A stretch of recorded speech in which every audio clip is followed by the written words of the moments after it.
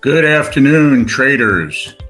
This is Coach Alex, freedomtradingclub.com, and it's Friday.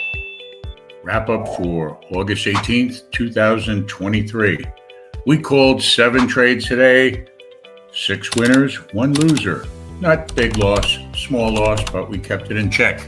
Anyway, these were the numbers at 7:58 a.m., the high and low to close. Here's the key volatility number. The market moved in 160-point swings. If you check it out, we gave this out to you at 7:58 a.m. Take advantage of it. Okay, let's get to it. First trade. We were coming in from the idea of the short side, but again, 7:55 a.m., we saw the market really exhausted on the downside, so we tried to take a buy signal at the inversion. We got long at 391. As you can see, we hit that first target of 409, never made it to the second target, and then the market began to accelerate again on the downside. We didn't take it there, but waited a little too long to catch the short, and that was at 8:37, right around there. We caught that short at 349, got our first target at 337, went a little bit below that, could not get the 328, and then the trailing stop got us at break even. So 2 little trades, nothing spectacular so far. Now, when you run up that much right before the open, there's a good chance the institutions are going to sell it off.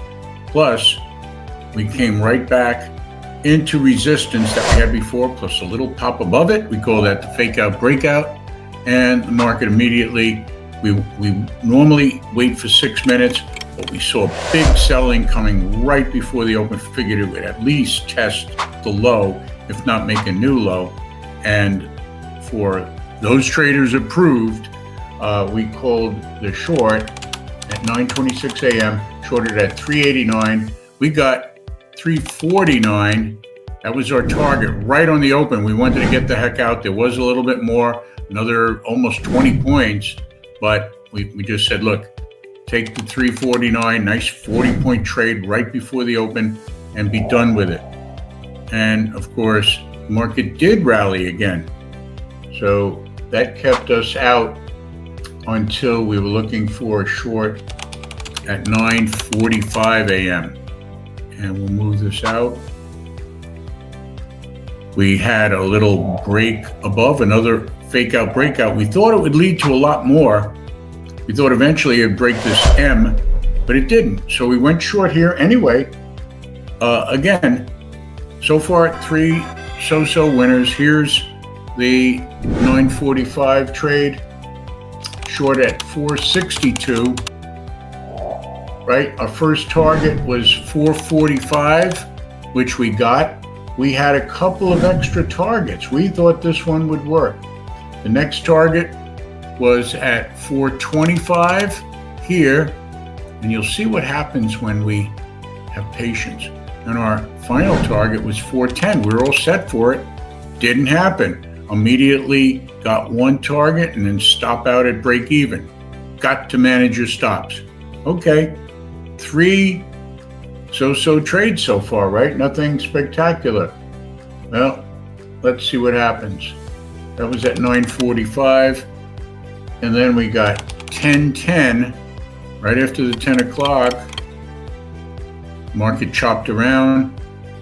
And again, believe it or not, same exact fill as the last one, right? 462. But guess what, guys? This time we nailed the targets. We got, of course, the 445, then the 425 target right here. And guess what? 34, 410. There was our mini runner for the day. Again, great trade. For most of you, that should be done for the morning. 10:54. After the market had a real strong rally against the trend, guess what? the momentum change. Remember, one of our rules, when the momentum changes, you could try for a first touch rule long. So we got a first touch rule here and an inversion buy signal. After the momentum turned, the shorts looked like they were in trouble because you were getting higher highs and higher lows. So on that one, we took a long, believe it or not, at 493. We called that in the room right here, right there. Our first target was hit at 507. Just, we had to use a small target because, again, there was resistance, and we thought eventually the selling is going to ensue. So we got that first target, but it kept going. So 541 was a trailing stop loss. We call it stop loss or power exit point. Our trailing stop was hit here. So that was another runner to the upside. On that one, we were done for the morning. I was tempted to completely close the room, but you had people conversing with each other. Our clients talk to each other. It's fun. Might as well join us. So we came back, moseyed back at around 2:15 and saw that the institutions that we follow, a couple of them, were selling at the 570 level up to the high of the day. So they were selling at 570 with a stop over 620.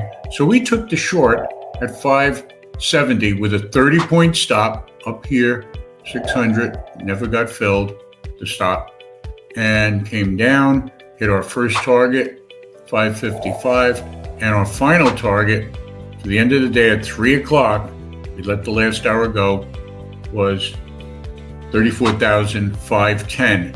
A couple of traders said they wanted to hold it because they thought the market would crash. We didn't want to be that aggressive. We said don't, and we're glad we took our own advice. Look at that nice wild rally in the last hour before the market sold off. And that was it. 7 trades, 1 tiny loser, and the other 6 were profits. So again, guys, if you're ready to take your trading to the next level, before you pay anyone a penny, check out our website, freedomtradingclub.com. In the top right corner, register for a free 3-day trial. Check out these numbers in advance. Our founders, including myself, have called now over 99,000 trades since 2006. And again, our private coaching is going to give you that extra edge on your trading. We also offer that live trading room where we aim to take 2 to 3 profitable trades per day in the first 2 hours of the market. You can be done. Most of our clients like to stay later, but you can be done in the first 2 hours. Anyone can tell you how great they are at 4 p.m. We tell you ahead of time at 8 a.m. So subscribe to us at freedomtradingclub.com on YouTube, and we will continue to post informative and helpful videos. Here's a good quote from Michael Eisner, the former head of Disney World. Kind of appropriate for trading, because most people are afraid to get started. Mediocrity is what fearful people will always settle for. Have a great weekend. We'll see you Monday.